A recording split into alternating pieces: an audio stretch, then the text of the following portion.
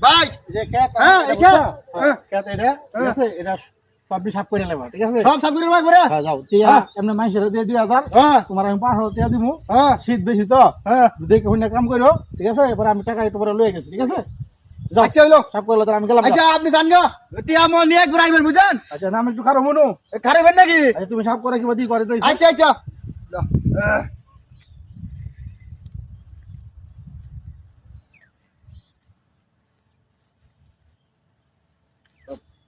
ঠান্ডা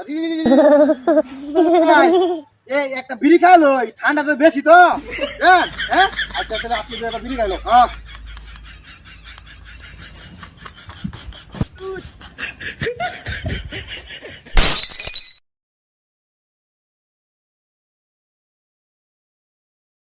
Ha